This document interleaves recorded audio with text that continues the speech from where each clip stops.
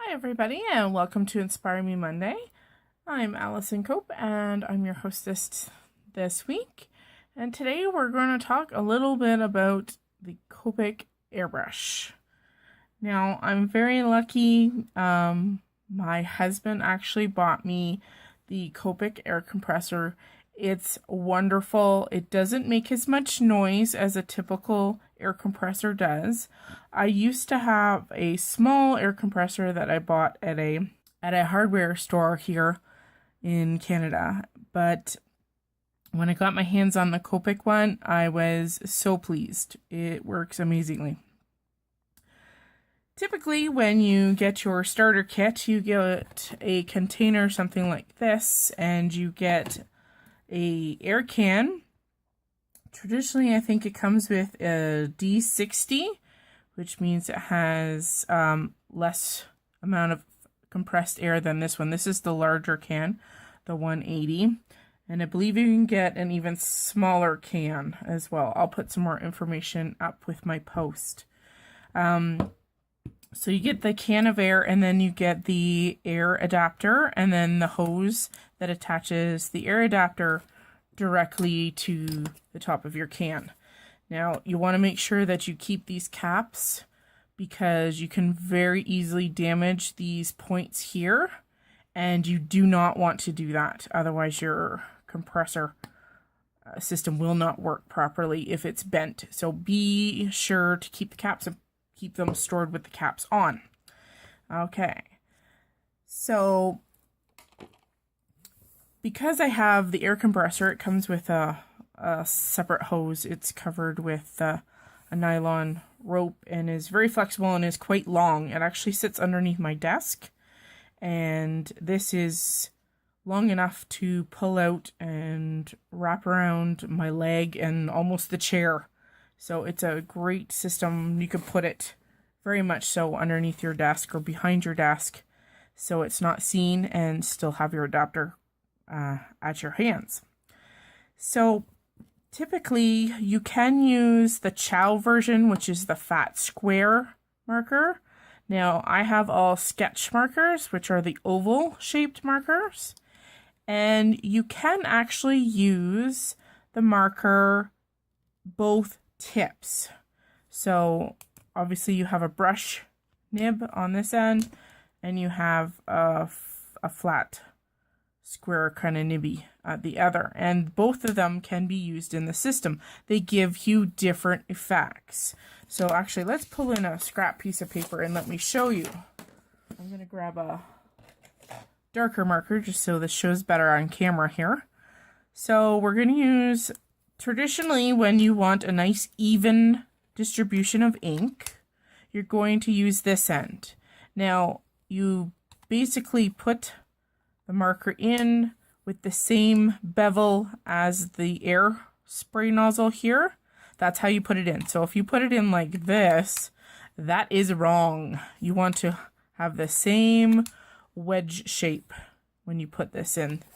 And this gives you a nice, even distribution of ink. I mean, you can concentrate it in one area, that's fine, but it gives you a nice broad spray. Makes it great for doing backgrounds. Now, if you switch it around and use that brush tip, your brush tip gives you larger splatters, and I quite often use that to make distressed backgrounds, especially with tones of brown, to give my paper an extra speckle. So you can use both ends. Just know when you put the marker in what you're going to get. And I always test my marker before I take it to my paper. Some markers are very, very pigmented and will give you a different spray pattern than the lighter color. So always test. Okay, on to our background. So I've already made my card base, and I'm going to use these colors as a starting point for my backdrop. They're very fall related. And we're going to pull out my Copic BG11. And The nice thing about when you're adding backgrounds with the airbrush is that they're very, very light. And I find, especially with the lighter colors, that you can just color your image right over top of the background. So once again, like I said before, always make sure you test off to the side. Okay, and we're just going to start with nice, even background. And the thing with Copics, you can go over and layer and layer and layer and deepen and deepen and deepen. So I'm going to get all the way down into the lower parts of my banner here. Now my beautiful image here for fall is sitting inside its die. That's why I've got all these pieces of Post-it. No, they're just holding everything nice and snug and tight in the die. So I'm going to get a white border around the entire object. And that's exactly what I want. So I'm just slowly adding color. And I'm going in and over all these branches and everything. The background is going to be the same color. So I'm not worried about having to go back and color because the marker will go right over top of it. That's the beauty of having a nice thin layer of color in that background. Same goes for the handles and the feet on the wheelbarrow and the wheel. All that color will just disappear when we actually go to color our image. Okay, let's go, and I think I'm going to go and find a nice, light, subtle, yellowy orange.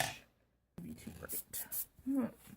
Okay, so I'm going to add a little bit of orange glow, I think, around our image instead of around the outside. And because you're only putting a thin layer on, I'm being very, very gentle. I think we're going to highlight our sentiment. Just putting a little bit more color. And again, if you wanted to intensify it, you could go over and over. I like the glow. It's awesome. Now, let's go just a tiny bit darker on our teal color. The other thing to note is that whatever the color is, it's going to come out a lot lighter when you use the airbrush.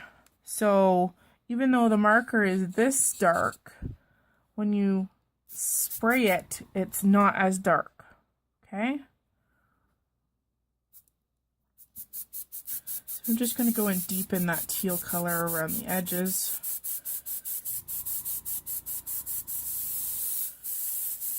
And I'll list all of my supplies underneath my post today.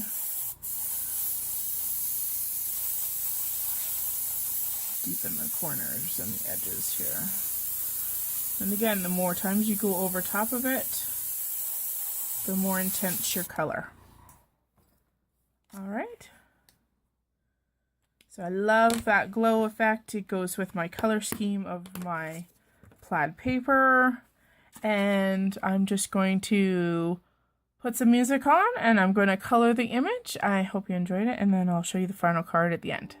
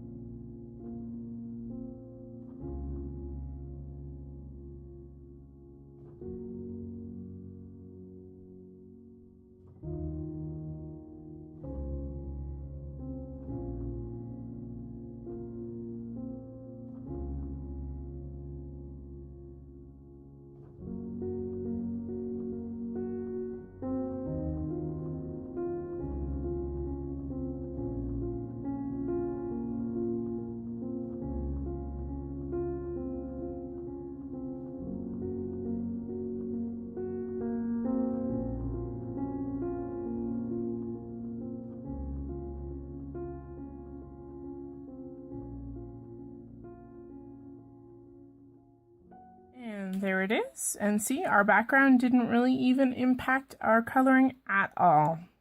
So it's a great way to do backgrounds, really, really easy and super fast. And I hope you'll give this a try on your next card. And if you don't have an airbrush, that's okay too. You know what? Sponging and using some nice circular motions to get that color in and get it lighter towards the center, giving your image a highlight, that works great too. Thanks for joining me. I hope I've inspired you today to create with your Copics, and I hope you have a great Monday and happy Thanksgiving to my fellow Canadians.